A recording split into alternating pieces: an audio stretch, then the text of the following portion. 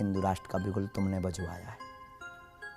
तो ये मंदिर हिंदू राष्ट्र का बिगुल है। बिगुल है बेझिझक, और हिंदू राष्ट्र की यात्रा हमें कागज पे नहीं चाहिए, दिलों में चाहिए। यानी आप ये कहते हैं कि संविधान में वो लिखा है तो लिखा रहे। हमें उससे कोई मतलब ही नहीं, दिलों। चड्ढा समझाओ, इसे समझाओ। एक शब्द हमने 47 में लिया, उसको कहा कि हम सेकुलर कंट्री बनेंगे। 50 में हमने उसको ले लिया। तो इस शब्द से परहेज क्यों करते हैं आप? हिंदू राष्ट्र की बात करते हैं। शाबाश! वो सुंदर दिखाई देते तो किसी को पाखंडी दिखाई देते, हम दोनों सुनते। किसी को ढोंगी भी दिखाई देते, किसी को जो ढोंगी कहते हैं वो कौन है? तो दोस्तों वीडियो देखकर समझ गए होंगे कि वीडियो कैसा होने वाला है। और वीडियो शुरू करने से पहले बता दूं कि इस एंकर ने धीरेंद्र शास्त्री से जब पूछा कि ढोंगी किसे कहते हैं और लोग क्यों ढोंगी कहते हैं, तो इन्हीं सब बातों को लेकर धीरेंद्र शास्त्री पूरी तरह से बौखला जाते हैं। और इतना ही नहीं, इस वीडियो को देखने के बाद आप हंस के लोटपोट भी होने वाले हैं। तो वीडियो में बने रहे एंड तक। तो चलिए बिना देर किए करते हैं वीडियो को स्टार्ट। हिंदू राष्ट्र का बिगुल तुमने बजवाया है। तो ये मंदिर हिंदू राष्ट्र का बिगुल है। बिगुल है बेझिझक, हम कहते हैं एक रास्ता हम खोल के देते हैं प्रश्नकर्ता को, हिंदू राष्ट्र का बिगुल। और इसके बाद फिर आपने जो सी लाइन छेड़ी, ज्ञानवापी,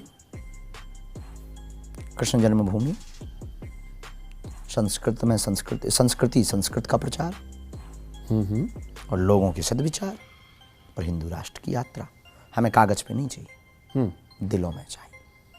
यानी आप ये कहते हैं कि संविधान में वो लिखा है तो लिखा रहे। हमें उससे कोई मतलब ही नहीं, दिलों में हो जाएगा। लेकिन अगर वो संविधान में लिखा है तो हमको पालन करने का पूरा वो है। ये बड़ी अच्छी बात कही है। एक शब्द हमने 47 में लिया, उसको कहा कि हम सेकुलर कंट्री बनेंगे।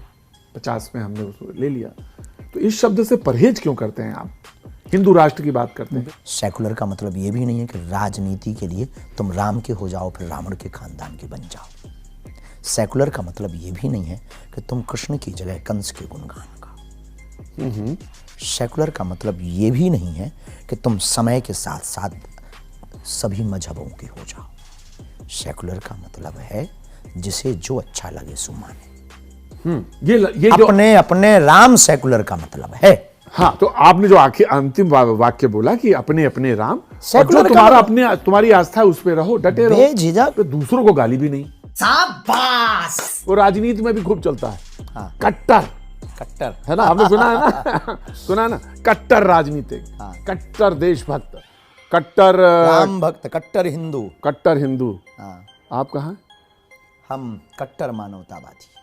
तो फिर काहे के लिए धनुष किसी तरफ? सही पकड़े हैं। लोग कह रहे हैं कि सवाल ये पूछा गया कि सियासत जो है उसमें राम को लाने की क्या जरूरत है। विपक्ष तो अक्सर ये बात कहता है कि वो जो है राम को सियासत में लाते हैं। दो दंड हैं, धर्मदंड, राजदंड।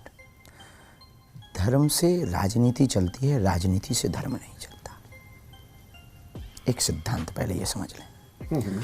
राम से राजनीति है, राजनीति से राम नहीं। भारत के जगे हुए लोगों को इस शक्कर सुगर रूपी परहेज से बचना है कि राम राजनीति का विषय नहीं, आस्था का विषय। 16 गुण है, पूरे संपन्न। लेकिन सबके तो फिर विपक्ष के भी हैं, विपक्ष के भी और तो पक्ष के। फिर वो सवाल क्यों उठाते हैं कि अगर वो गंगा में डुबकी लगाएं, गंगा में वो डुबकी लगाएं, वो अगर जनेऊ पहने, वो अगर महाकालेश्वर, हमने नहीं कहा ये बात, नहीं कहा, लोगों ने कहा पूरे ये राजनीतिक विषय है। अंग्रेजी बोल बोल के कैसे बात को घुमाया जाता है। हमारे दादाओं परदादाओं ने संविधान स्वीकार किया है, हमारी पीढ़ी दर पीढ़ी और इस भारत में रहने वाले प्रत्येक व्यक्ति को करना अति अनिवार्य है। हमारा धर्म है अब संविधान, इसमें कोई संदेह। अच्छा, मैं पूछ ही लेता हूं एक सवाल आपसे। ऐसा क्या करें वो सामने वाले जिससे आपका मन मान जाए कि नहीं, हाँ ये अब बदल गए हैं? ऐसा कौन सी चीज आपके लिए लुकमान जैसे हम लोग रहे, हाँ, अहिंसावादी और शांत प्रिय, हाँ, वैसे तुम हो जाओ। कुछ लोग आए, आतताई आए, तो इसमें तो हिंदू भी राजा थे, आतताई थे, दोनों पक्ष के दोनों थे, पक्षों के थे, दोनों पक्षों तो वो आए, लेकिन जो थे, लेकिन देश आजाद हो गया 47 के बाद। आपके लिए अगर हम आतताई तो आप हम पे टिप्पणी करो, हमारी खिंचाई करो, हमारे ऊपर निर्दयता करो, राम पर नहीं। तो देश तो अकबर से नहीं चलेगा, ना जहांगीर से चलेगा, ना बाबर से, ये रघुबर से चलेगा। गांधी से। बाबर से नहीं, रघुबर से। गांधी, रघुबर मतलब राम जी। राम जी मतलब गांधी के राम। हाँ, नहीं ऐसा नहीं कह सकते, राम सबके।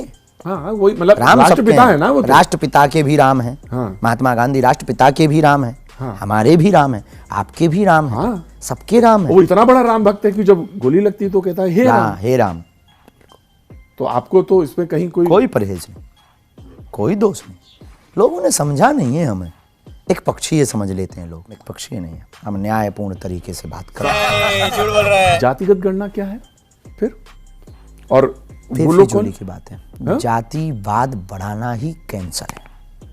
जाति गणना, जातिवाद करना ही कैंसर तो जाति गणना वो कराना चाहते हैं इसलिए कि वो जो हाशिए पे लोग हैं उनके बारे में। है। ये बेतुकी बात है। इस देश में जाति गणना से ज्यादा बेरोजगारों की गणना होनी चाहिए। आप इसको किस तरह से देखते हैं जाति गणना? हम तो बेफिजूली का टाइम बर्बाद करना सोचते हैं। आप बेरोजगारों की गणना करवाओ, भूखे कितने मर रहे हैं इनकी गणना करवाओ, कितने लोगों पे मकान नहीं है इनकी गणना करवाओ, कितनी जगहों पर अत्याचार हो रहा है, अन्यायपूर्वक जेल में डाले जा रहे लोग, इनकी गणना करवाओ यार। कितने किसानों के घर लुट गए, फांसी लगा ली कर्ज में, इनकी गणना करवाओ। तुम्हें गणना करवानी ही है, उनकी गणना करवाओ जो बेचारे नौकरी के लिए तरस तरस के मर गए। तुम्हें गणना करवानी ही है तो जिनके गांव में पानी और सड़क और रोड और लाइट नहीं है, उनकी कब गणना करवाओगे यार? राम राज्य स्थापना की बात करते आप और गणना जातियों की करवा रहे। गरीबों की, बेरोजगारों की गणना होनी चाहिए। स्टाफ डैम कितने बनने चाहिए, इसकी गणना होनी चाहिए। किसानों को पानी कितना मिलना चाहिए, इसकी गणना। अब आए ना लाइन पे। तो सरकार के, आपके पास तो दोनों लोग आते हैं, उनके कान काहे नहीं हम पकड़ते हैं सरकारों आप? से प्रार्थना नहीं करते। तो कान पकड़ लीजिए ना आप एक बार। अब हमने तो आपके द्वारा बात पहुंचनी होगी, अगर वो समझदार होंगे तो समझ समझ जाएंगे, और ना समझ होंगे तो इनको तो राम भी नहीं समझा सकते। बेझिझक हम बहुत, कोई बेतुकी बात नहीं, न्यायपूर्ण बात नहीं। किसी को इसी बातों पे लोगों को हमसे बुरा लगता है। लोगों ने कहा कि मुसलमानों से या क्रिश्चियनिटी से इतना ज्यादा परेशानी नहीं हुई जितना हिंदुओं में रहने वाले दोगलों से। अब आप ये शब्द इस्तेमाल करते हैं तो मैं ये शब्द तो नहीं कहूंगा, उनसे हुई जिन्होंने तालाब पे पानी पे प्रतिबंध लगाया, कुएं पे प्रतिबंध लगाया, घोड़े पे चढ़ने पे प्रतिबंध लगाया, शादी में बैठ नहीं सकता, उनसे हुई। शाबाश बेटा। मैं देख रहा था, बहुत ध्यान से आपको देख रहा था, आपके पैर में आलता लगा है। अभी हम रामेश्वरम अनुष्ठान में थे जी, आपके आने के तो सुंदर लग रहा है देख के। लेकिन मैं आपसे पूछ वैसे रहा हूँ, लोग कहते तो आपसे होंगे हम जीत नहीं सकते, ये तय है। ना ना ना ना ना, ना, ना, ये कतई नहीं। मैंने दोस्त से वैसा सुंदर कह रहा हूँ आपको, और तो कुछ कहा। लोग बोलते अपनी अपनी मति से, सबकी दृष्टि, किसी को सुंदर दिखाई देते तो किसी को पाखंडी दिखाई देते। हम दोनों सुनते हैं। किसी को ढोंगी भी दिखाई देते, किसी को जो ढोंगी कहते हैं वो कौन है? तो दोस्तों फाइनली वीडियो का हो चुका एंड, और इस धीरेंद्र शास्त्री ने जो कहा इस पर आपका क्या प्रतिक्रिया है आप कमेंट में ज़रूर बताइएगा। और वीडियो आपको पसंद आए तो वीडियो को लाइक करके चैनल को सब्सक्राइब कर ले ताकि आपको इस तरीके के वीडियो मिलती रहे। तो बहुत ही जल्द ही मिलते हैं किसी दूसरे वीडियो को लेकर, तब तक के लिए अपना ख्याल रखिए। Tata bye bye.